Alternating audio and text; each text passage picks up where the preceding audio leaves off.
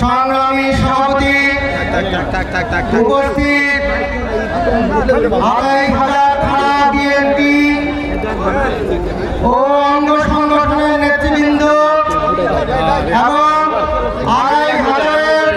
বিভিন্ন ইউনিয়নের নেতৃবৃন্দ, হাইগাদি ইউনিয়ন বিএনপি নেতৃবৃন্দ, আমার উপস্থিত ভাইরা, সাংবাদিক ভাইরা, আসসালামু আলাইকুম।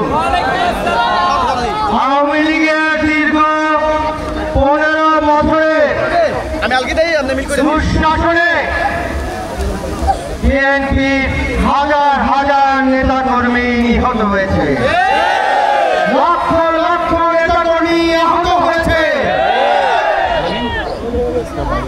লক্ষ লক্ষ নেতা কর্মী পথে বসেছে। এরপর যখন জুলাই বিপ্লবে বিএনপি এবং ছাত্র জনতার গণঅভ্যুত্থানে হাজার হাজার ছাত্র জনতা সহ বিএনপি এবং অন্যান্য দল ও মতের মানুষ শহীদ হয়েছে। এরপর আজকে সেই স্বাধীনতা আমরা পেয়েছি। আজকে মুক্ত একটি পরিবেশে আমরা এই জনসভা দিতে পেরেছি। দীর্ঘ 15 বছর আমরা কোনো সভা সমাবেশ করতে পারিনি, জনসভা করে থাক। তারা আমাদের উপরে জুলুম করেছে, তারা আমাদের হত্যা করেছে, তারা আমাদের গুম করেছে, তারা আমাদের মামলা দিয়ে হামলা দিয়ে জমিয়ে রাখতে চেষ্টা করেছে। কিন্তু বাংলাদেশের আপসহীন গণতন্ত্রের মহাদেশনেত্রী বেগম খালেদা জিয়ার নেতৃত্বে বিএনপি তা দীর্ঘ 15 বছরের সংগ্রাম চালিয়ে গেছে। এর ফলে আজকের এই সফলতা। তারপরেও বাংলাদেশ জাতীয়তাবাদী দলের ভারপ্রাপ্ত চেয়ারম্যান জনাব তারেক রহমান বিএনপির হাল ধরেছেন, বাংলাদেশের মানুষের মুক্তির জন্য হাল ধরেছেন এবং তার সংগ্রাম চালিয়ে গেছেন। দীর্ঘ সংগ্রামের ফসল আজকে আমাদের এই স্বাধীনতা, আমাদের এই মুক্তি। আমরা গণতন্ত্রের পথে হাঁটছি। এই পৃথিবীর সবচেয়ে নিকৃষ্ট নিম্নমানের ফাঁসিবাদ শাসক শেখ হাসিনার পতন হয়েছে। শেখ হাসিনা বাংলাদেশে অর্থ খাতকে ধ্বংস করেছে, অর্থনৈতিক খাতের প্রতিটি পিলারে জং ধরে একটি বিশাল জনগোষ্ঠীকে ধ্বংসের দ্বারপ্রান্তে নিয়ে এসেছে। বাংলাদেশকে তারাবির ঝুড়িতে পরিণত করেছে। আপনারা দেখেছেন বন্ধুরা, কিভাবে একটি জাতিকে পঙ্গু করার জন্য তার শিক্ষা ব্যবস্থার উপর ষড়যন্ত্র করেছে, ধ্বংস করেছে শিক্ষা ব্যবস্থা। তারা নকলের মহারাজত্ব কাজ করেছিল। মাধ্যমে তারা আমাদের ভবিষ্যৎ প্রজন্মকে মূর্খ বানিয়ে রাখতে চেয়েছে এবং শিক্ষার মান তারা নামিয়ে এনেছিল, নিম্নমানের শিক্ষা ব্যবস্থা করেছিল, তারা অনাবাস করে দিয়েছিল। এইভাবে আমাদের শিক্ষা ব্যবস্থাকে ধ্বংসের দ্বারপ্রান্তে নিয়ে এসেছে। আপনারা দেখেন, আমাদের মেরুদণ্ড ভেঙে দেওয়ার জন্য আমাদের স্বার্থ খাতকে ধ্বংস করে দিয়েছে শেখ হাসিনা।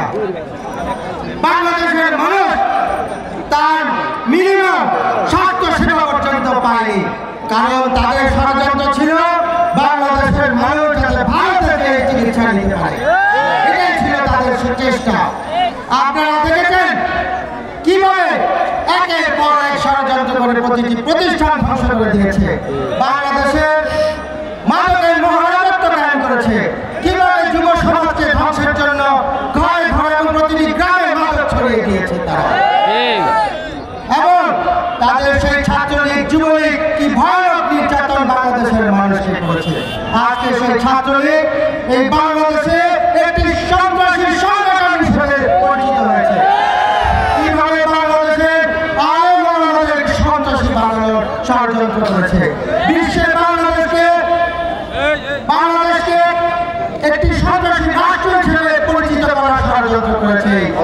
শাসক শেখ হাসিনা আপনারা দেখেছেন কিভাবে সাংবাদিক ভাইদের কি নির্যাতন করেছে।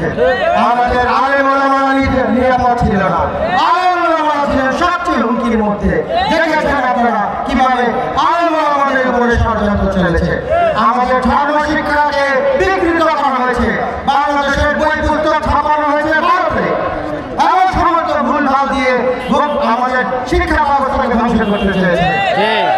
আপনারা দেখেছেন কিভাবে এই 15 বছর বিএনপি শুধু আলেম ওলামারা পর্যন্ত নির্যাতন ভোগ করেছে, বাংলাদেশকে একটি বৃহৎ কারাগারে পরিণত করেছিল। আমাদের গণতন্ত্রের মাঝে সরেছে বেগম খালেদা জিয়াকে কিভাবে 2 বছর বন্দি করে রেখেছে এবং ষড়যন্ত্র মিথ্যা মামলা দিয়ে ফরমালিশি রায় দিয়ে বন্দি রেখে বিষ প্রয়োগ করে হত্যা ষড়যন্ত্র করেছে। কিন্তু আজকে মুক্ত বাংলাদেশে আমাদের গণতন্ত্রের মাঠে গিয়ে বিদেশে চিকিৎসার জন্য গেছেন জনগণ। এই গণবিপ্লব ঘটিয়েছে, বাংলাদেশ থেকে শেখ হাসিনাকে চিরতরে ভারতের বুকে পাঠিয়ে দিয়েছে। ভারতের ভালোবাসা, ভারতের প্রেমে ভারতে থাক, তাই আমরা চাই। শেখ হাসিনা ভারতে থাক, আমরা চাই না শেখ হাসিনা এইভাবে ভারতে থাকো। ভারত বাংলাদেশে শেখ হাসিনাকে ফেরত পাঠাবে এবং তার একটি বিচার আমরা চাই। আপনারা দেখেছেন সেই ষড়যন্ত্র এখনো শেষ হয়নি। একটি মাত্র কারণ তার বেতার তারা বাংলাদেশে অবস্থান করছে। আমাদেরকে সতর্ক থাকতে হবে, আমাদেরকে ঐক্যবদ্ধ থাকতে হবে। আমি তাদেরকে বলতে চাই যারা আজকে নির্বাচনের বিরুদ্ধে, যারা আজকে নির্বাচনকে বিলম্বিত করতে চায়, আমি তাদেরকে সতর্ক করতে চাই। আপনারা কি ভাবছেন জনগণ বোঝে না? জনগণ ভাবছে আপনারা শাসক শেখ হাসিনার বেতাত্তা। কারণ আমাদের যখন ক্ষুধা লাগে আমরা কি করি? আমরা ভাত খাই, আমরা খাবার খাই।